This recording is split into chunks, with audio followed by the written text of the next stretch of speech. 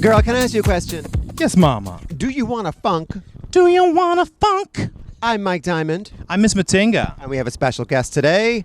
Brian Mills. Brian Mills is here on Homework, and obviously the topic is Sylvester. So Sylvester was the queen of disco. That's right. But started out a poor black child in Watts, Los Angeles. That's right. Growing up in Watts, child of a broken home.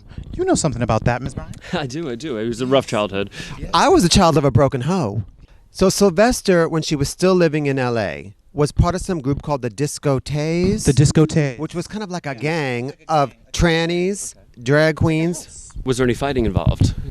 Maybe fighting over makeup. And I guess that was his formative years when he was kind of doing more of a drag sort of thing. So she was like a teenage drag queen, left Watts, went to San Francisco, and really made a splash, joined the Coquettes, and was a total standout because all the reviews said the one true artist in this troupe is Sylvester. So then at that point, Sylvester decided, in fact, I believe it was in the middle of one of the performances where he just walked to the stage and said, "I'm out of here." Sylvester got a record deal like in the early 70s, mid 70s. It didn't really pop right away, but he was definitely a big star in San Francisco. Yeah. I guess the appeal was he was this big, flaming drag queen type, not totally drag queen, with a great voice. I always think of Sylvester like halfway on the continuum between Little Richard and RuPaul.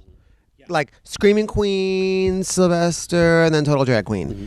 Well, because she was doing drags, but she was not a drag queen. He didn't like that the moniker of drag queen. He considered himself just androgynous and flamboyant, and yes, he loved the weaves and the makeup and the fashion. And of course, 2 Tons of Fun, his backup singers eventually became the Weather Girls. The motherfucking Weather Girls. Yeah. Or as I call them, the Weather Balloons. The Weather Balloons. No, don't sleep. They're fabulous. They're absolutely incredible.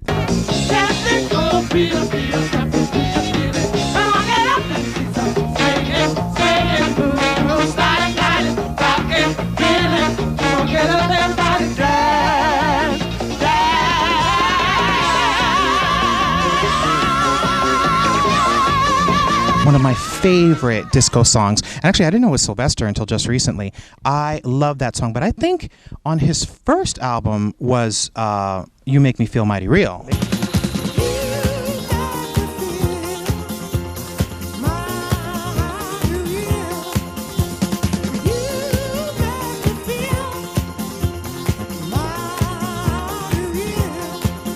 That's a classic to this day. So that bitch just, when disco came around, Miss Sylvester had an impact. Right. But growing up, I always thought he was a female. Like, the voice, the gusto behind him, a lot of energy. What's gusto? Gusto means that you got the power. You're bringing it out, you're kicking it out, you're showing it off. The very powerful disco voice.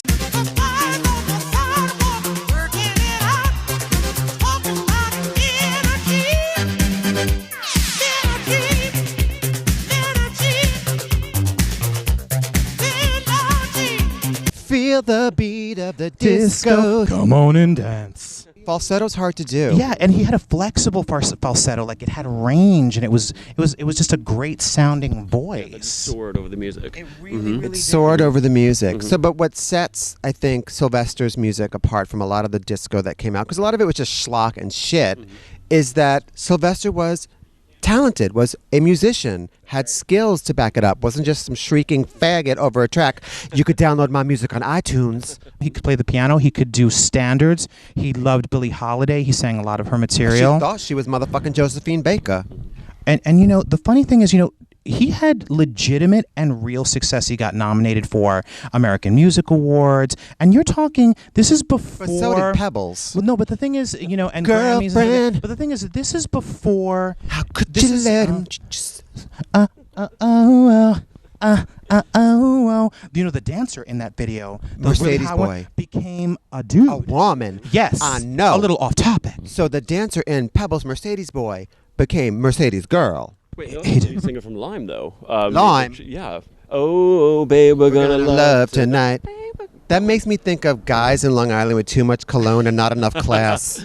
I love that Sylvester said, you know, his music, it wasn't about him being gay, it wasn't about him being black, it was just great music, and that's why his music lives on. So, like, you make me feel mighty real. Yeah. Anyone can relate to that. It doesn't matter what your gender or your orientation or whatever. It's about somebody being really into somebody. You make me feel mighty real. Although my personal favorite is Do You Wanna Funk, which came a little bit later, like 82. That's more of a high energy track. Right. That's not even a disco track. Right, but that's the one that kills me. Do you wanna funk? Won't you tell me now?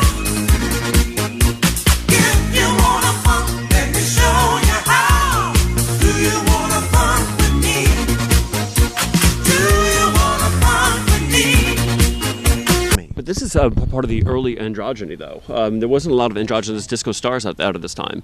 Pete Burns was kind of androgynous. That was even a little bit later. You know, you're talking about like a hardscrap kid that grew up in the projects from a broken home and becomes like a worldwide celebrity and said, I'm going to be gay. She was out. You know, and like, dude, like, trust me, like, even now, I bet you could go to a record company and be like, yo, tone that shit down. She did an interview with Joan Rivers when Joan Rivers had her first talk show, and that was like pretty hot to have like a gay artist, and he was totally out. And actually, Joan called him a drag queen, and he was like, no, I'm not a drag queen. And she was like, well, then what are you? She was like, and he was like, I'm Sylvester. Oh, word. Look at your jewelry. All right, That's my wedding set. That's your wedding set. All right. Who are you married to? Rick.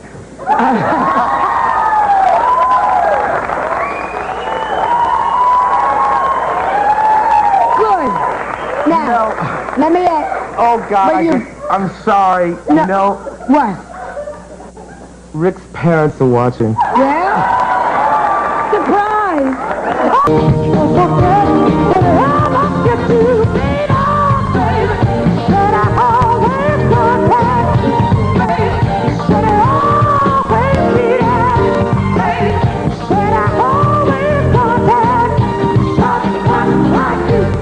By the way, Boy George also did not consider himself a drag queen. He considered himself an androgynous, just beauty. And can't you see the influence of Sylvester on someone like Boy George to be able to come out in full makeup and like just do his thing? And so many other people. I think we mentioned Pete Burns before, and all those queens. Even like a Kevin Aviance is kind of like drag, but you don't see Miss Kevin in like wigs. No. Like she's doing her own kind of glam thing, which I think is like, I don't really think of Sylvester as a drag queen. his performance art thing. Do you think of Sylvester as a drag queen? Never. No. It was a man or a woman, but we never knew what it was. Right. Well, I don't want to say what. It was that- yeah. It was a man or a woman, but I never knew who it was.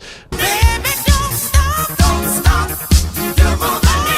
Don't you stop, don't stop. You're moving me. So Sylvester, taken from us far too young in the 80s, she was a victim of the HIV virus and the AIDS epidemic. But before she left us, she did a lot of work in San Francisco for AIDS awareness. She did one of the last things she did was do the Gay Days parade, and they actually had to wheel her down the parade route, and the love that she got. Mm-hmm. And there's that book, The Fabulous Sylvester. There's documentaries online about her, and the kids need to pay homage to this role model, this legend. He's a wonderful gay role model. He was being himself. He was always true to himself, and never being afraid to live it out and kick it out. And she'd be rocking a turban when she felt like it.